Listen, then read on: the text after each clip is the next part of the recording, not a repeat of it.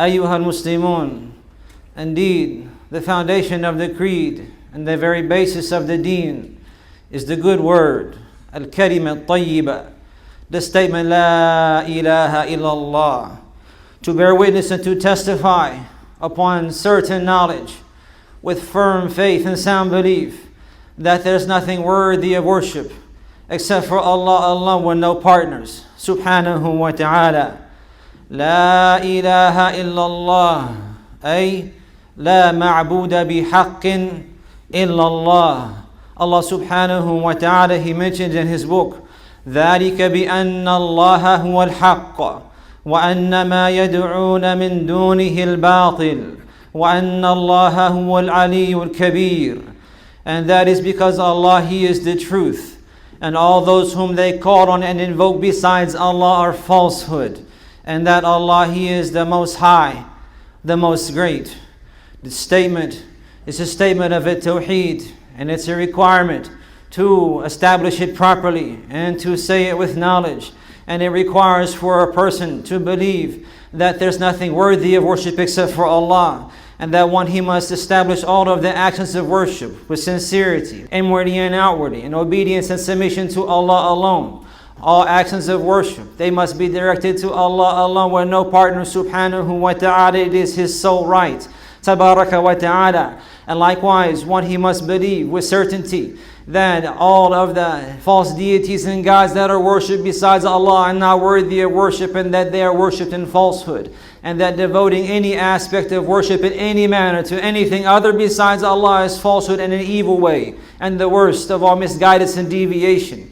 And the worst of all misguidance and deviation. Allah subhanahu wa ta'ala, He mentioned in His book, فَمَنْ يَكْفُرْ بِالطَّاغُوتِ وَيُؤْمِنْ بِاللَّهِ فَقَدْ اسْتَمْسَكَ بِالْعُرْوَةِ الْوُثْقَى لَا انْفِصَامَ لَهَا. And whoever disbelieves in the Taghut and all of the false deities worshipped besides Allah, and he believes in Allah, then indeed he has grasped the strongest and most reliable handhold that will never break.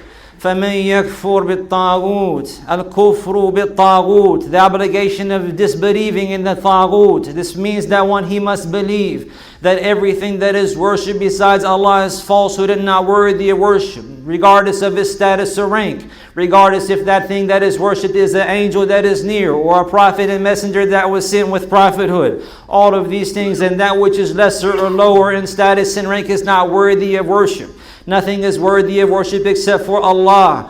فَمَنْ يَكْفُرْ بِالطَّاغُوتِ, it's an obligation to disbelieve in all of the tawaghit, everything that is worshipped besides Allah, and to believe that devoting any aspect of worship to anything besides Allah is the worst of all evil and the most detestful thing to Allah subhanahu wa ta'ala. And the one who commits that and dies in that manner, وَلِيَعْذُ بِاللَّهِ, he will abide in the hellfire for eternity, and he will taste the wrath of Allah with no end. وَلِيَعْذُ بِاللَّهِ, it's an obligation to believe that there's nothing worthy of worship except for Allah. فَمَنْ يَكْفُرْ بِالطَّاغُوتِ وَيُؤْمِنْ بِاللَّهِ, and he believes in Allah, meaning he believes that Allah, He is the creator and the provider and the sustainer of this entire life. He is the one who has brought everything into existence and given everything its shape and its form alone, subhanahu wa ta'ala. He is the creator and the provider and the sustainer of all things, and He is the one who possesses the most beautiful names and the lofty attributes of perfection, subhanahu wa ta'ala. No deficiency whatsoever in any of His beautiful names or lofty attributes, and likewise in none of His actions.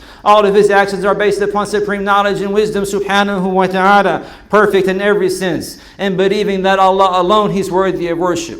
وَيُؤْمِن بِاللَّهِ, the one who establishes the creed in this manner, and he testifies to the Shahada in this way, فَقَدْ اسْتَمْسَكَ بِالْعُرْوَةِ الْوُثْقَى لَا انْفِصَامَ لَهَا, then indeed he's grasping onto the strongest handhold. He has taken hold of the strongest bond that will never break, nor would it fail him. And that is the statement, La ilaha illallah. But likewise, it's an obligation and requirement to establish the statement properly and correctly, that one, he must free himself from the ways of deviation and contradiction to the understanding of the statement and contradiction to the guidance of the Prophet sallallahu alaihi wasallam.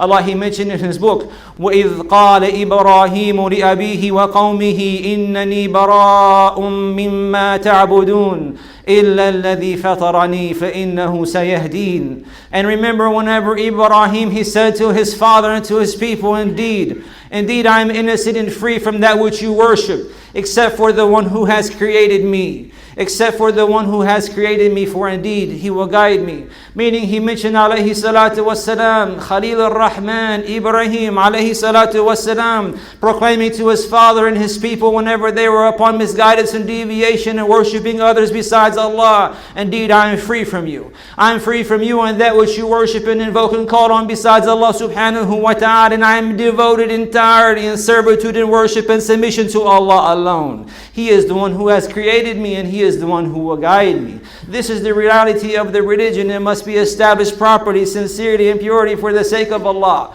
The creed, it must be pure. The purity of Tawheed al-Khalis. All of the devotion and servitude, the actions of worship inwardly and outwardly must be directed to Allah alone with no partners. It's His right. Tabaraka wa ta'ala. He is the creator, He is the provider, He is the sustainer. The command is in His hand and nothing happens except with His permission. Reliance must be upon Him alone, and one he must believe in Allah alone. فَمَنْ يَكْفُرْ بِالطَّاغُوتِ وَيُؤْمِنْ بِاللَّهِ فَقَدْ اسْتَمْسَكَ بِالْعُرْوَةِ الْوُثْقَى لَا انْفِصَامَ لَهَا. This statement has great requirements and conditions in order to benefit from it in a manner that is good, in a manner that is intended and proper. A believer, he must learn them and establish them properly in his life, inwardly and outwardly. A person, he must make this testimony and believe in this creed, and he must state it upon knowledge and insight and proper understanding of its correct meaning and intent, and understand what it requires and necessitates from him in application in his life daily. He must state it with knowledge. He must state it with understanding, insight that is based upon evidence from the Quran and the Sunnah and the understanding of the Salaf of this Ummah. And likewise, he must state it upon certainty with no doubt. And he must be sincere and state it wholeheartedly with truthfulness and integrity in his creed and his statement and his deed. And he must love this statement and love for the sake of this statement and take an allegiance based on the creed.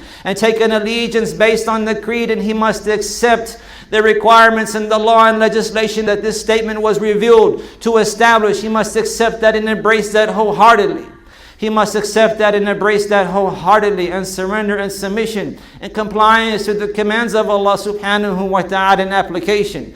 Complying to the commandments and fulfilling the obligations and avoiding and staying away from the prohibitions daily. This is the requirement of this statement for a person to truly benefit. The one who establishes inwardly and outwardly in the manner described, then he will truly benefit from this statement. It will be heavy in his scale, and he will have good with Allah subhanahu wa ta'ala in this life and in the hereafter.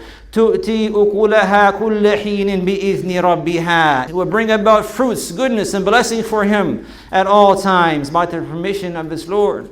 By the permission of its Lord. It's an incumbent obligation to seek knowledge.